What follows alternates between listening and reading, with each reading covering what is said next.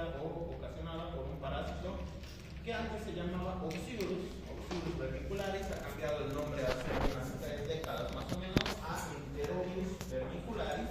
Por lo tanto, la enfermedad todavía utiliza cualquiera de los dos nombres, oxyuriasis o enterobiasis. Es lo mismo, es la misma enfermedad, simplemente cambia por la acepción de la taxonomía del parásito. Este es aquí está lo que les decía, se conocía como Oxyurus, pero también como Enterobius, entonces se llama Oxyuriasis o Enterobiasis. En inglés se les suele denominar pinworms o gusanos alfiler por la forma del gusano. Son gusanos pequeños, son gusanos delgaditos y que asemejan a alfileres. Además, se anclan un poco a la mucosa, clavándose en ella simplemente para evitar el movimiento, no es para nutrirse ni nada por el estilo, y por lo tanto, con sus comportamientos como de alfiler, se les suele denominar gusanos alfiler. Estos pertenecen a un grupo de nemátodos. Seguimos viendo nemátodos, pero ojo, a partir de ahora ya no estamos viendo geohelminthes. Eso quiere decir que los gusanos que vienen de este tema en adelante ya no tienen la necesidad que tenían los anteriores de pasar parte de su ciclo de vida obligatoriamente en el entorno para poder madurar. Eso quiere decir que ahora el contagio puede ser por contacto directo, sin la necesidad de pasar por el medio ambiente para su maduración. Entonces se vuelve más frecuente el contagio de persona a persona o de animal a persona directamente a partir de este tema en adelante. Esta parasitosis en particular se caracteriza por cambiar su comportamiento epidemiológico respecto a los parásitos que veníamos viendo desde los protozoarios. ¿Se acuerdan? Era una constante desde protozoarios y los anteriores temas del MINES que veíamos, que todos preferían un clima tropical, un clima húmedo, un clima caliente, por distintos motivos durante su ciclo de vida, pero este cambia el chip y dice que este prefiere un clima más frío, un clima más seco.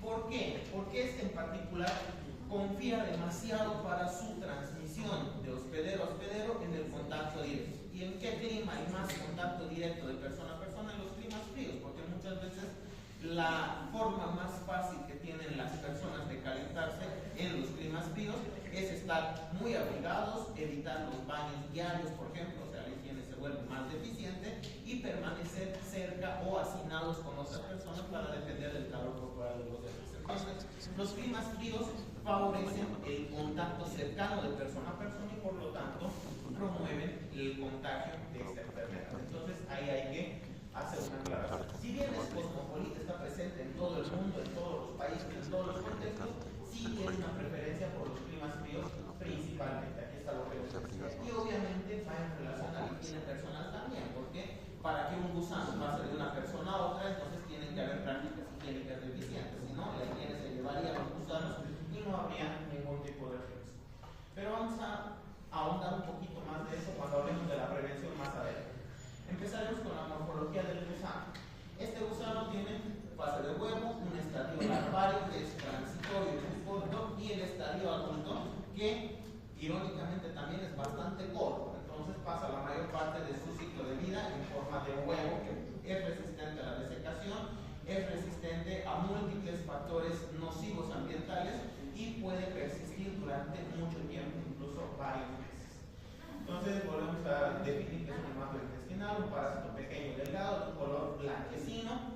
Creo que esta es la siguiente diapositiva, el tamaño, para ser más exactos. Sí, aquí está una comparación entre el macho y la hembra, en donde mantenemos la relación de tamaño macho-hembra como que veníamos viendo los otros parásitos. La hembra suele ser más grande, aún así apenas alcanza 1 centímetro. El macho, que de por sí era más pequeño, suele medir la mitad, medio centímetro. En su aparato reproductor, lo mismo que en los otros gusanos, el macho tiene una espícula copulatriz al final del extremo posterior, y en cambio la hembra puede tener uno o más ovarios y varias ramas uterinas que van a contener los huevos esperando a ser fecundados. El extremo posterior sigue manteniendo la típica característica de que en el macho es curvo o en espiral hacia adentro, mientras que en la hembra suele ser recto o punteado. Y el tiempo de vida, que es bastante corto, les decía, en la edad adulta, en las hembras, en el más largo de los casos, apenas unos 3 meses en su estadio adulto. El macho no tiene un periodo determinado porque normalmente muere después de la copulación. Entonces, antes copula, antes se muere el macho. Así de sencillo. La hembra no es que tenga mucha más ventaja al respecto, porque la hembra muere después de haber puesto todos los huevos que tenía contenidos en su aparato reproductor, en sus ramas superiores. Entonces, si logra poner todos los huevos en una sola puesta, inmediatamente después se va a morir. Si no logra poner todos los huevos en una puesta, normalmente regresa al interior del cuerpo. Ahorita vamos a hablar de su ciclo de vida, esperando una segunda puesta, una tercera, las que hagan falta, hasta terminar de poner todos los huevos, y ahí recién se muere. Entonces, se considera que un máximo de 3 meses basta para que ponga todos los huevos que contiene y pueda morirse al final del mes. Una característica distintiva, aparte de las diferencias comunes que hemos visto, como el extremo posterior enrollado, que son lo mismo para todos los gusanos, esta sí es distintiva de los simbiasis, es el extremo anterior. El extremo anterior, que igual, esto está visto al microscopio, que igual es bastante delgadito, tiene a ambos lados, a los laterales, unas especies de crestas o aletas cefálicas, así se le llama. ¿Okay? Estas crestas o aletas cefálicas solo se encuentran en esta especie de parásito, por lo tanto, en la versión adulta son las características distintivas que yo tengo que buscar al microscopio. En la etapa de huevo, de la etapa de larva no vamos a hablar, porque está en este parásito, al igual que muchos otros, la larva no interesa, es exactamente igual morfológicamente que el adulto, solamente que es más chiquitito, así que no tiene ninguna característica distintiva ni ninguna relevancia médica tampoco. El huevo sí, porque, como hemos visto, para hacer el diagnóstico muchas veces nos basamos en reconocer los huevos, y el huevo tenemos que saber que suele ser blanco y transparente. La mayor parte de las veces no se lo ve bajo ningún tipo de tinción en el microscopio, así que suele verse así, bastante transparente, que estamos viendo en estas fotos. Los huevos suelen ser huevos ya embrionados cuando salen del organismo, entonces difícilmente vamos a hacer la diferencia, como hacíamos en las caries, de huevos corticados y decorticados, embrionados y todavía no embrionados. Hemos dicho que en los colonitos necesitaban pasar por el medio ambiente, por la tierra, precisamente para desarrollar el embrión. Como estos no necesitan, al salir del cuerpo ya tienen el embrión. ¿Y cómo lo vemos? Aquí estamos viendo un huevo con el embrión, que es básicamente el gusano doblado en dos o enrollado en su interior. Entonces se puede ver la larva del gusano en su interior. Pero su característica más distintiva es que son ovalados, pero son ovalados con uno de los lados más aplanado que el otro, lo cual le da el típico aspecto de letra D mayúscula, básicamente. O sea, ovalados con un lado más plano y el otro más curvo, como si fuera una letra D. Bien, ahí tenemos varias imágenes de los huevos. Aquí podemos ver en toditos, podemos ver básicamente la presencia del embrión al interior, el gusano que está o doblado o enrollado en su interior, y tiene, siendo ovalado, tiene uno de los lados más claros en todos los casos. Entonces son bastante característicos los huevos. El ciclo de vida. ¿Qué es lo que hace este parásito que lo distingue en su comportamiento?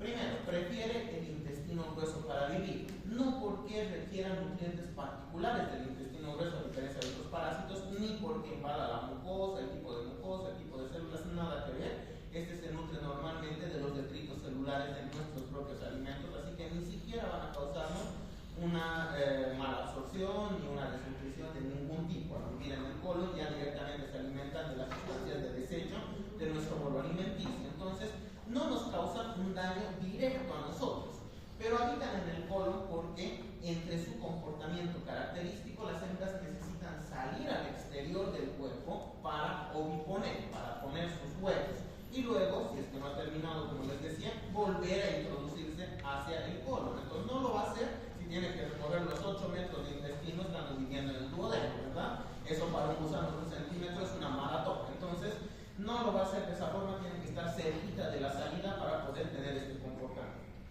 Se teoriza mucho el por qué necesita poner sus huevos en el exterior y no lo puede hacer en el interior. La hipótesis, aunque no hay ninguna certeza todavía, la hipótesis más aceptada es por la necesidad de oxígeno de los huevos para poder eclosionar. O sea, el oxígeno no es tanto un requerimiento fisiológico, sino como el estímulo necesario para que puedan dar continuidad a su ciclo de vida. Entonces, ¿qué es lo que hace la hembra adulta grávida después de copular? Sale a través del conducto anal, flotando a través de la piel o sobre la piel de la región perianal, y va poniendo sus huevitos. Conforme va caminando va dejando una hilera de sus huevitos, pero cubiertos de una sustancia pegajosa.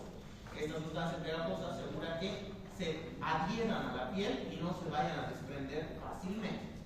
Después de haber puesto sus huevos en mal terminado, vuelven a reintroducirse a través del orificio del esfínter anal, otra vez al intestino, hasta esperar una segunda puesta.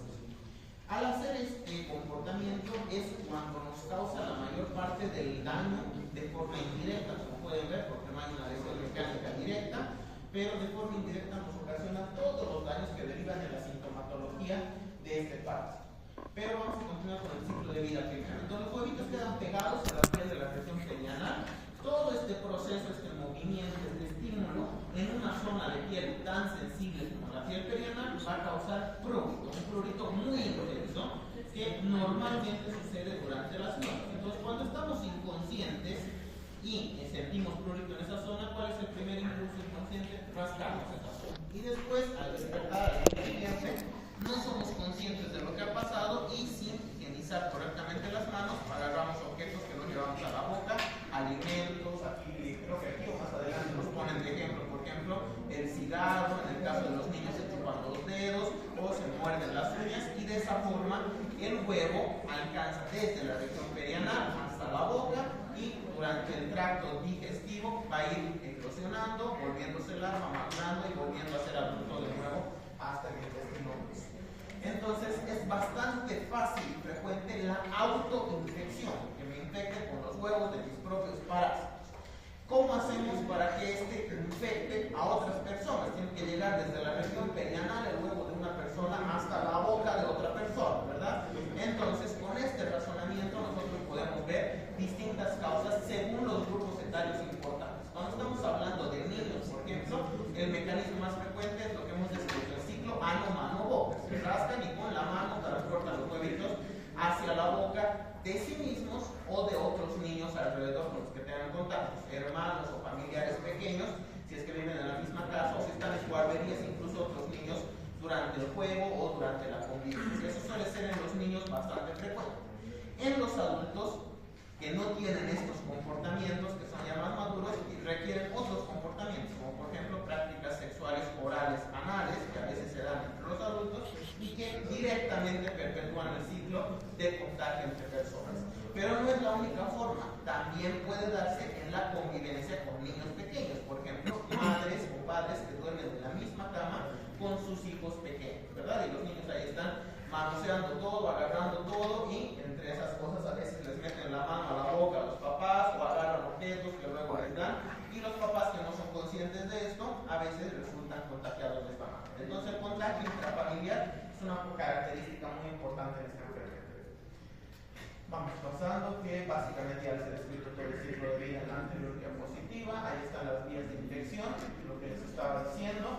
Una forma de infección que es menos frecuente, pero que es característica de esta, es la inhalación. Resulta que de todo lo que hemos descrito, es posible que una persona que esté enferma, durante la noche haya la oviposición y demás, pero se despierta, hasta eso han pasado unas cuantas horas, la sustancia pegajosa se deseca, los huevitos se desprenden y terminan cayendo en el pijama, en la ropa interior o a veces en la misma ropa de cama, sábanas, cubrecamas y demás. Entonces, ¿qué hacen las mamás? Que es lo que siempre les dicen a los niños, hay que tender la cama. Para tender la cama, sacuden las sábanas, y al sacudir las sábanas, ponen en suspensión en el aire los huevitos que son bien pequeños y luego terminan siendo inhalados como si fueran polvo, como si fuera parte del polvo. Entonces, el contagio por inhalación es menos frecuente porque tendría que llegar desde la vía respiratoria hasta la vía digestiva para continuarse, pero sí está descrito que puede llegar a suceder. Entonces, ahí se describe la inhalación. Entonces, en la patogenia, ¿qué es lo que va a suceder? Me voy a saltar esta diapositiva porque se adelanta un poquito a lo que pasa y voy a empezar con la parte de los síntomas. Entonces, lo primero que va a causar son molestias. Este gusano, piénsenlo como en las moscas. Las moscas no nos pican como las avispas y demás, nos causan un daño directo, pero están molestando todo el tiempo y hacen que nosotros nos podamos causar daño, como en las caricaturas, ¿no? Por matar a una mosca agarro y le doy un golpe a alguien y le causa un daño. Entonces, el daño nos lo producimos nosotros simplemente por la molestia que estos gusanos producen. Y la principal molestia es el prurito anal. El prurito anal, los síntomas en general se suelen dividir en adultos y en niños porque el comportamiento de estos síntomas es diferente y lo que Entonces pensemos primero rápidamente en el adulto. En el adulto, ¿qué es lo que va a causar el prurito anal? Va a causar una sensación de irritabilidad, de molestia durante la noche, porque este gusano prefiere las noches para salir al exterior, principalmente porque en las noches, cuando estamos durmiendo, se relajan la musculatura, se relajan los esfínteres y es más fácil que salga. Entonces obedece bastante al ciclo circadiano. Como estamos durmiendo, estamos con una molestia constante y eventualmente empezamos a tener trastornos del sueño, como insomnio, no podemos dormir, nos sentimos muy incómodos y eso genera fatiga crónica, cansancio crónico y una desconcentración en las tareas cotidianas. Y no suele ir más allá en los adultos, la verdad, porque los adultos tienen mucho más control sobre estos estímulos. En los niños sí, los niños, cuando son niños muy pequeños que todavía no saben hablar o todavía no saben expresarse, es muy difícil que puedan comunicar qué es lo que están sintiendo. Entonces, ¿qué van a tener los niños? Van a tener una irritabilidad constante que se manifiesta en conductas erráticas y cambios en la personalidad, como por ejemplo que están llorando todo el tiempo están insatisfechos, la mamá o el papá les dan comida, les cambian el pañal y siguen llorando, no saben al final qué cosa es lo que tienen, porque los niños solo saben llorar ante los estímulos que no pueden compartir o que no pueden expresar, ¿verdad? Entonces, la irritabilidad, el cambio del comportamiento, en los niños un poquito más grandes empiezan a suceder más cosas. Ellos ya pueden expresar, ya saben qué es lo que necesitan, qué es lo que están sintiendo. Entonces, si tienen prurito, intentan rascarse, pero como ya son más grandes y tienen más comprensión, entonces entienden toda esta parte de la vergüenza, de, ¿cómo se llama esto?, de la intimidad y esas cosas. Entonces, suelen estar cohibidos de tener que rascarse estas áreas íntimas en público. Entonces empiezan a retraerse, empiezan a limitar su interacción social con otros niños, con sus familiares y demás, para poder retraerse, ocultarse en algún lugar para poder rascarse. Eso lo hacen prácticamente de manera instintiva. Entonces cambia también su personalidad. Además, empiezan a desarrollar también trastornos del sueño, como por ejemplo el insomnio. Empiezan a manifestarse otros trastornos del sueño propios de la niñez, como los terrores nocturnos, por ejemplo, que son un nivel más arriba de las pesadillas. Las pesadillas son sueños malos. Los terrores nocturnos son pesadillas con implicación o somatización de los signos y síntomas. Entonces el niño a veces se despierta llorando, se despierta con conductas erráticas porque su cerebro todavía no ha despertado del todo y se comporta como si siguiera del sueño, tiene comportamientos incoherentes o directamente se despierta llorando o con sensaciones de dolor. Eso en cuanto a los cambios durante el sueño. Otro cambio que puede llegar a suceder, me estoy adelantando un poquito a las complicaciones, es que el gusano, además, al salir por el orificio anal y quiere volver a ingresar, se equivoca de orificio e invade las vías urinarias principalmente. Entonces, en las vías urinarias va a producir una patología inflamatoria y entre las consecuencias de esa patología inflamatoria está la enuresis nocturna. Niños ya grandecitos que ya controlaban su vejiga, que ya habían abandonado el pañal, de repente la mamá dice, otra vez ha vuelto a orinarse todas las noches, ya no está controlando de nuevo su vejiga. Entonces, esa enuresis suele ser una causa de consulta bastante frecuente, con una complicación, en este caso, de la invasión de la vía urinaria en estos niños, que entran catalogado dentro de lo que son los trastornos del sueño también. Otra conducta que sucede durante el sueño, cuando el subconsciente, en una persona inconsciente que está durmiendo, siente este tipo de irritación, este tipo de molestia, ¿cuál es el reflejo primario de la mente? Es contraer los músculos. Y entre los músculos que se contraen están el temporal, por lo tanto los niños sobre todo empiezan a chirriar, empiezan a frotar sus dientes durante la noche con bastante fuerza, lo cual les va a ocasionar problemas y anormalidades en la dentición, en la morfología maxilar, en la morfología mandibular y un desgaste progresivo de los dientes, sobre todo si los dientes ya son permanentes. Los de leche, bueno, se van a recambiar, pero si ya son permanentes empiezan a volverse más pequeños y esos ya no hay reemplazo, a no ser que les pongan prótesis. Entonces puede generar consecuencias a muy largo plazo que van a ser negativas para él.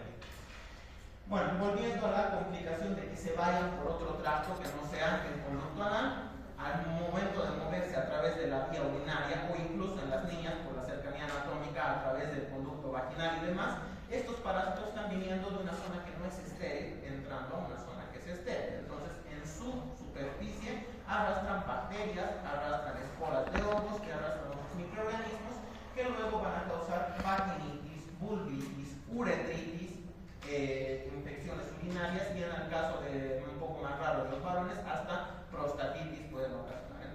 cualquier tipo de inflamación por infección bacteriana o fúngica en tracto genitourinario es una posible complicación también. Y finalmente, ¿qué es lo que pasa fuera de la noche? En el día, esto en los niños se va a manifestar como una fatiga crónica que va a mantener a los niños irritables durante el día, pero el constante prurito que van a sentir además va a causar desconcentración en las labores primarias que realiza. ¿Cuáles son las labores primarias que realiza? Ir a la escuela, estudiar normalmente. Entonces, otra queja frecuente de los papás es que vienen diciendo que mi hijo había entrado primero a segundo básico y estaba yendo bien, y de repente ha dejado de prestar atención, sus notas han caído, se ha aplazado en todo, le responde a la maestra de manera maleducada, se sale del salón de clases cuando quiere, todas conductas que responden a la irritación que el niño está sintiendo. Y si no se trata durante mucho tiempo, si no se da con la causa, esto puede derivar en un trastorno de déficit de atención con hiperactividad, que es algo que ya se está diagnosticando más frecuentemente hoy en día. Y eso ya va a ser un trastorno que va a ser permanente a lo largo del tiempo para los niños. Entonces, como ven, toda la sintomatología obedece únicamente a la molestia que causa la presencia del gusano y sus hábitos, que es el de salir, el de reptar, que causan molestias a la persona, y la persona termina causándose todo el daño. Y eso que no hemos hablado, por ejemplo, de las sobreinfecciones, heridas y escoriaciones, porque al momento de rascarse, si uno se rasca demasiado intenso cualquier zona de la piel, crea pequeñas heridas que se pueden sobreinfectar, pero eso ya queda como una complicación posible.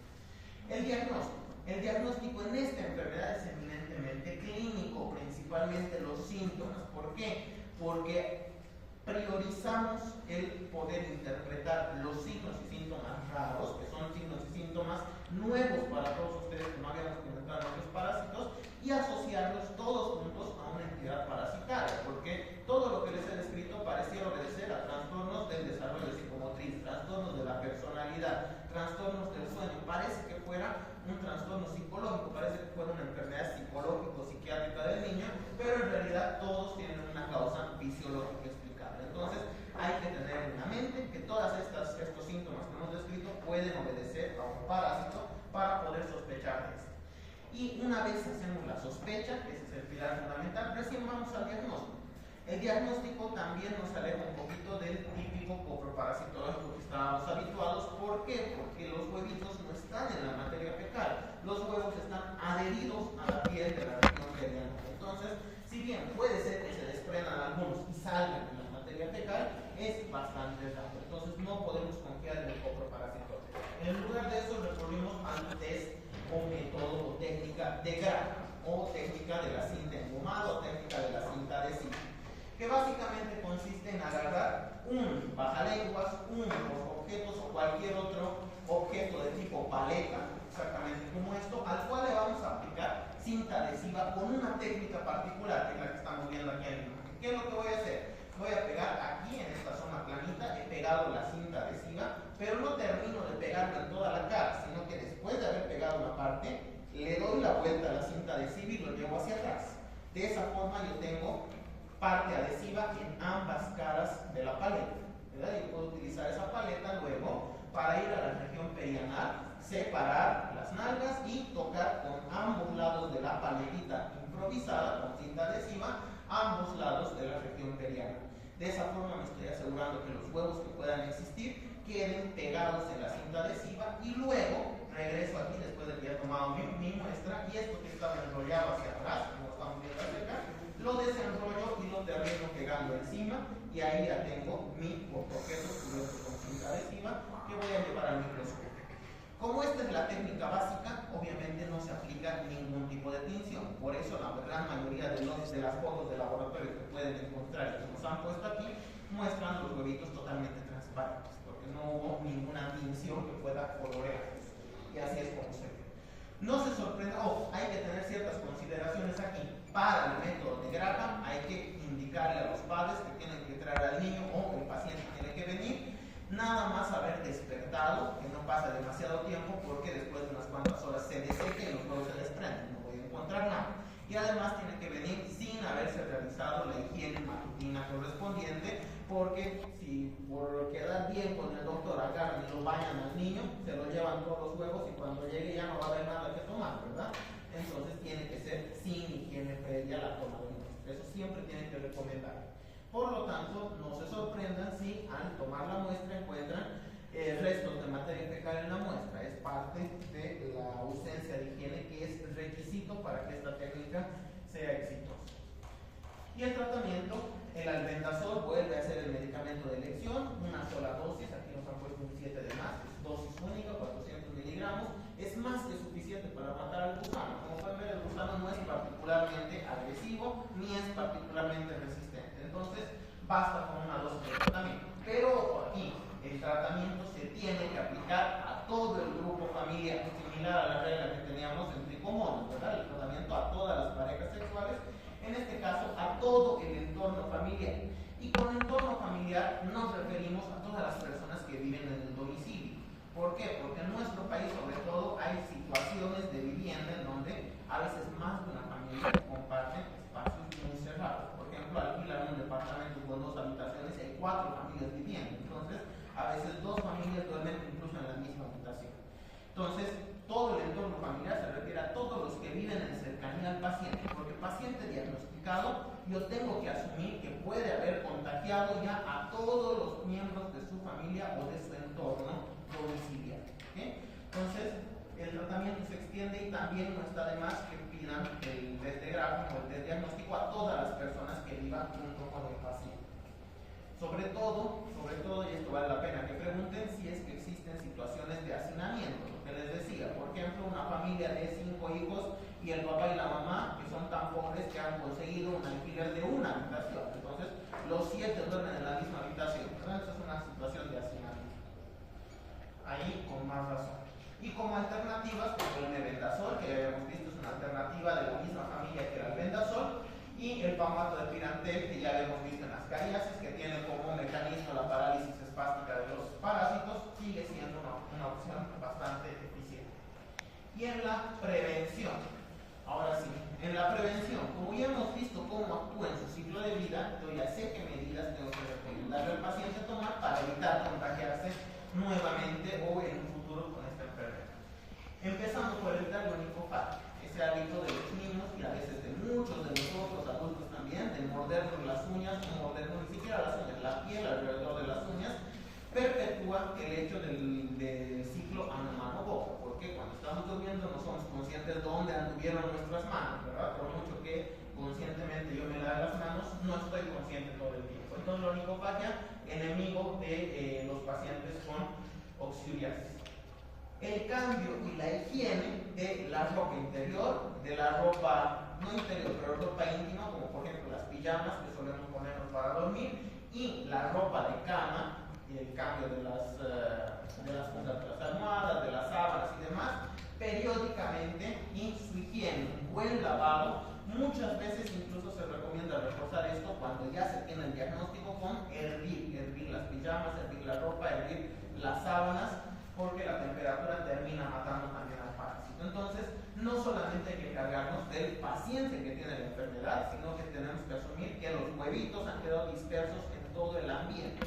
Entonces yo le puedo dar el tratamiento al niño, a toda la familia, pero si no hubo una higiene del ambiente apropiada, van a volver a su casa y se van a volver a contagiar por inhalación, por contacto de esos huevos que siguen perdurando ahí, como de hecho son bien resistentes. Además, hay que llevar a cabo la educación para los padres, sobre todo, para que puedan tomar las medidas correspondientes, y el aseo minucioso de todo el entorno, barrer, trapear, de preferencia con el uso de ciertos detergentes, como por ejemplo lavandina para los pisos, para los muebles o objetos que sean de metal, que sean resistentes, es deseable.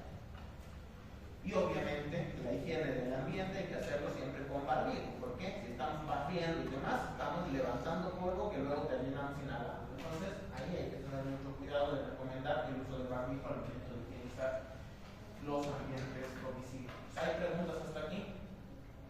Bueno, trato de acelerar un poquito porque me toca dejarles tarea para la próxima clase. Se van a dividir en grupos de 5 personas, por favor. Y en grupos de 5 personas vamos a ir adelantando un poquito con un método de estudio que les va a ayudar el siguiente tema. El tema que viene en la próxima clase es pilar.